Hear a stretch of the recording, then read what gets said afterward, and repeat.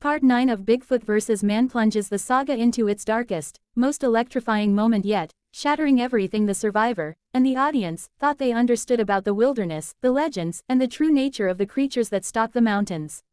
What begins as a desperate escape from Bigfoot's hidden lair quickly evolves into a revelation that flips the story on its head. The towering creature was never the true threat.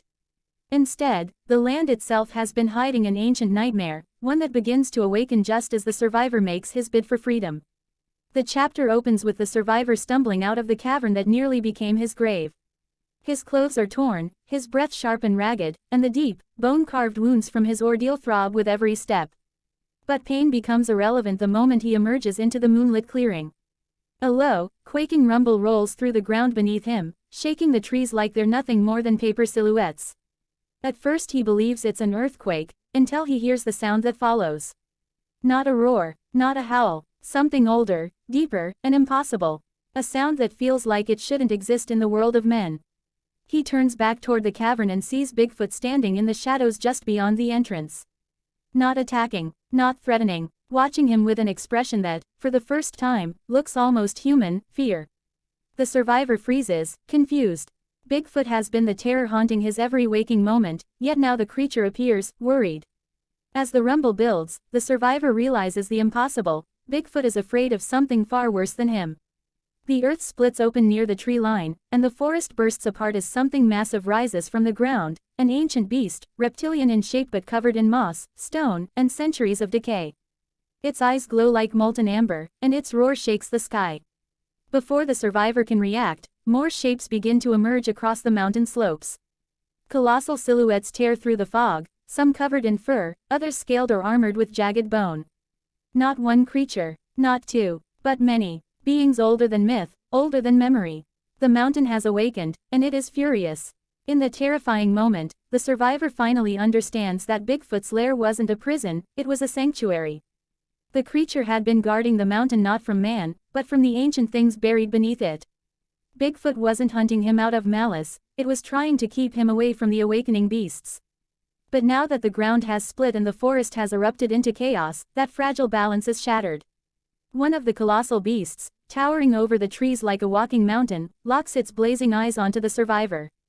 Its massive limbs thunder across the earth as it charges. The survivor runs, adrenaline exploding through his veins, but he knows he cannot outrun something that large. Just as the beast's shadow swallows him, a roar splits the air. Bigfoot lunges forward with terrifying speed, slamming into the ancient creature's leg. The forest quakes from the impact. The two monsters collide in a clash of claws, teeth, and brute strength. The survivor can only watch as Bigfoot fights with a ferocity he never imagined, driven by a primal instinct not just to survive, but to protect. The battle between Bigfoot and the ancient beast becomes a spectacle of raw power.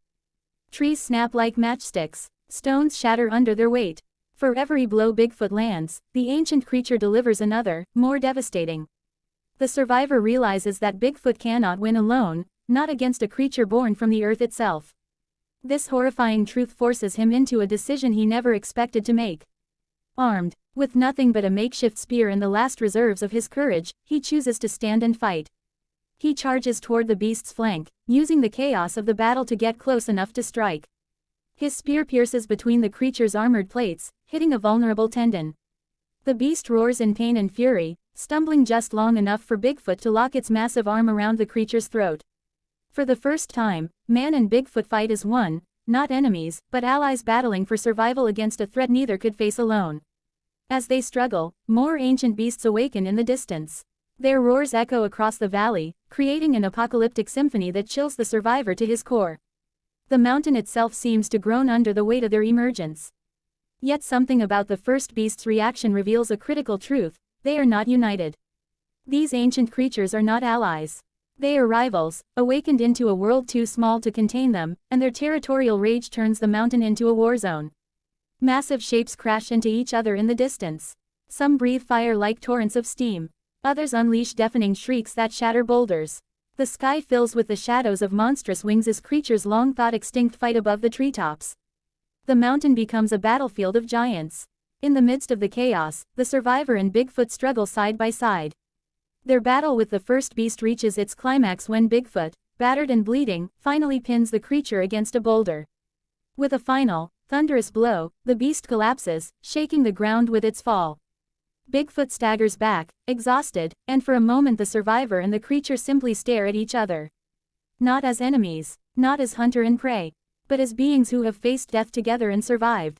The moment is shattered when the sky splits with the cry of another colossal beast approaching, bigger than the first, with wings that blot out the moon.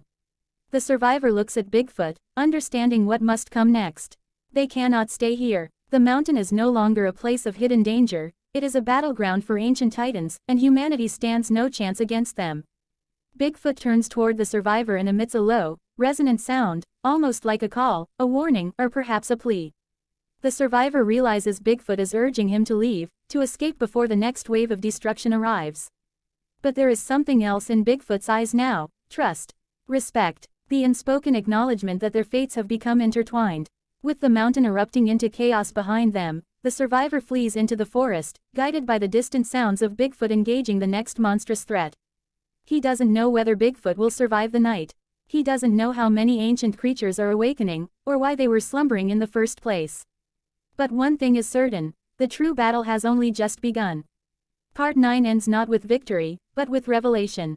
Bigfoot is no longer the monster. He is the guardian, one standing on the front line of an ancient war now resurfacing. And for the first time, man and beast stand on the same side, facing horrors that dwarf everything they once feared. The mysteries deepen, the stakes rise, and the survivor understands that nothing about the mountain, or the legend of Bigfoot, will ever be the same again.